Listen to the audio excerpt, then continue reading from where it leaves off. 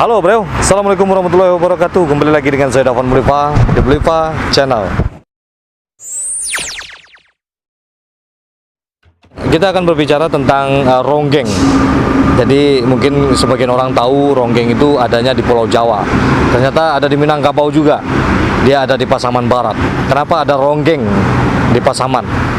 Nah ini mungkin ada keterkaitannya dengan sejarah masa lampau. Bagaimana sejarahnya kok bisa ada ronggeng di Minangkabau ini? Nah sebelumnya jangan lupa di like dulu, jangan lupa di subscribe, di like, di komen, lalu di share jika ini bermanfaat buat semuanya. Ini dia asal usul ronggeng yang ada di Pasaman, Minangkabau. Ternyata ronggeng bukan ada di Pulau Jawa saja. Check it out.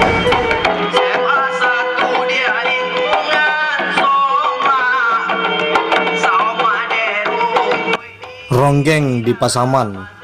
Kesenian ini merupakan kegiatan berbalas pantun dalam bentuk nyanyian dengan iringan musik dan tarian. Alat musik pendukung kesenian ini diantaranya adalah biola, gitar, rebana, dan tamburin. Seperti namanya, kesenian ini berkembang di sekitar Kabupaten Pasaman dan Pasaman Barat. Ronggeng Pasaman dimainkan oleh minimal 9 orang yang terdiri dari 1 orang ronggeng, 3 orang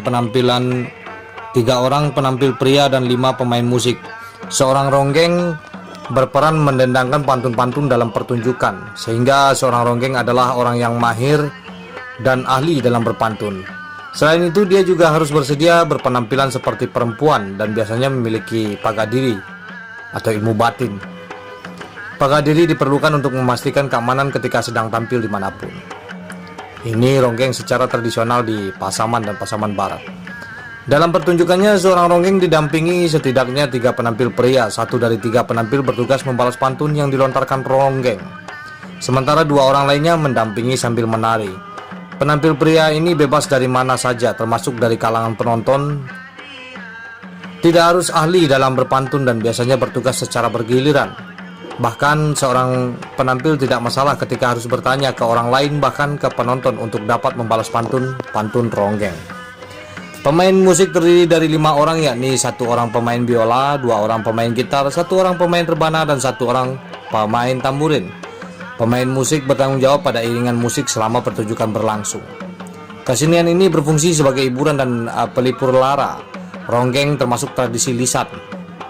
Pantun-pantun yang didendangkan dalam ronggeng Pasaman umumnya bebas dan lepas dan tidak membentuk suatu kesatuan cerita, menurut Takari dan Zafar tahun 2014. Beberapa penyanyi dan nyanyian yang kerap didendangkan dalam kesenian ronggeng adalah pantun yang berisi sindiran, nasihat, kritik yang seringkali ide-idenya muncul secara spontan kala pertunjukan, percintaan, kesedihan, harapan, dan kerinduan. Jenis pantun yang dibawakan adalah pantun muda-mudi seperti cerai kasih, kaparinyo, buah sempaya, tari payung, mainang, alah sayang, sinambang, di Kambang Barui. Pertunjukan ronggeng Pasaman biasanya dimainkan pada malam hari hingga pagi menjelang subuh dalam pesta perkawinan maupun acara-acara keagamaan. Kesenian ini dilakukan dengan berpasangan atau berkelompok. Suasana pertunjukan berlangsung cair di mana antara pelaku dan penonton tidak berjarak. Penonton senantiasa diajak terlibat selama pertunjukan berlangsung secara spontan seperti berdialog. Nah, ini dia sejarah ronggeng di Pasaman. Kesenian ronggeng adalah kesenian Nusantara yang telah eksis sejak zaman kerajaan. Kesenian ini hampir tersebar di seluruh wilayah Indonesia Nusantara, walau dengan nama yang berbeda-beda. Beberapa contoh seperti longger di Jogja, ronggeng atau topeng Babakan, doger, talede di Sunda, dendang sayang di Aceh, dondang sayang di Malaka, kapri di Barus, tarian ronggeng di Pasaman, ketumbak di Pariaman, dan gamat di Kota Padang, pelanduk di Palembang, gandot di Kalimantan, pajoge di Sulawesi. Pada masa lalu kesenian ini ditampilkan di istana-istana kerajaan untuk menghibur raja dan keluarganya. Bahkan pada abad ke-20 penari ronggeng biasa dikirim ke keraton-keraton khusus untuk menghibur, sementara di desa-desa ronggeng digunakan sebagai media penyampaian pesan dalam berbagai ritual sebagai ucapan syukur atas hasil panen. Munculnya ronggeng di Pasaman tidak lepas dari imigrasi penduduk pada masa lalu. Beberapa dugaan menyatakan bahwa ronggeng Pasaman berasal dari masyarakat Jawa yang migrasi ke Pasaman. Masyarakat Jawa ini dibawa oleh penjajah Jepang untuk memenuhi tenaga kerja pada perkebunan karet di sana. Kedatangan ronggeng Jawa sekaligus membawa adat kebiasaan mereka termasuk kesenian ronggeng. Perkembangan ronggeng di Pasaman juga tidak lepas dari adanya kelonggaran pertunjukan ronggeng pada waktu itu. Walau sedikit dibatasi, namun pertunjukan tidak dilarang untuk kalangan masyarakat pemiliknya, sehingga lama-kelamaan ronggeng juga diminati oleh masyarakat asli. Seiring perjalanannya waktu, ronggeng kemudian diadaptasi sesuai dengan adat dan kepercayaan yang ada di Pasaman.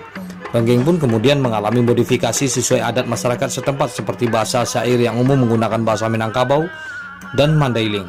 Pemainnya yang berganti menjadi pria yang didandani seperti perempuan dan pertunjukannya hanya dimaksudkan sebagai hiburan. Kesenian ini juga menjadi marak ditampilkan pada acara-acara adat dan agama. Perpaduan beda budaya. Ronggeng Pasaman merupakan salah satu bentuk ronggeng yang berkembang di Sumatera yang berbeda dengan daerah lain. Pemakaian kata ronggeng mengindikasi bahwa kesenian ini bukan produk asli, tapi berasal dari daerah lain. Jika kita merujuk pada nama tersebut, besar kemungkinan bahwa ronggeng dari daerah Jawa. Migrasi orang Jawa ke Sumatera telah berperan sebagai awal kemunculan ronggeng Pasaman. Ronggeng Pasaman merupakan adaptasi seni sesuai kekhasan daerah Pasaman yang mayoritas dihuni oleh suku Minangkabau dan Mandailing. Pertama dari pantun-pantun yang seringkali menggunakan bahasa Minangkabau dan bahasa Mandailing.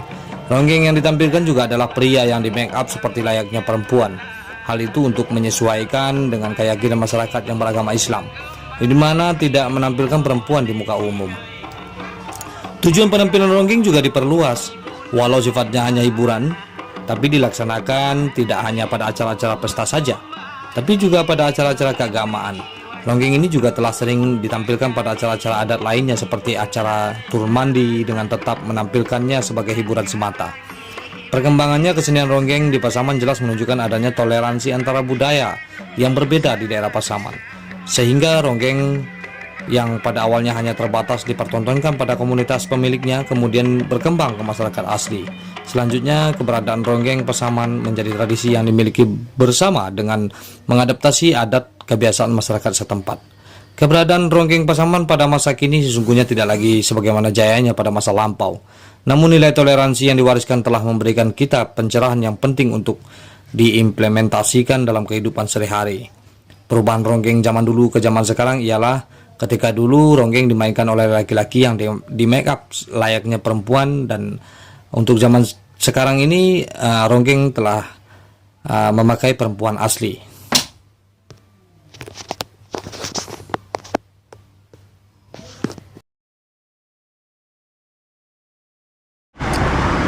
Oke, itu dia. Jadi Nusantara ini saling keterkaitan satu sama lainnya. Karena kebudayaan itu mungkin saja tersebar karena penjajahan, karena transmigrasi, imigrasi dan lain-lain. Jadi tidak boleh kita berkata-kata saling mengklaim.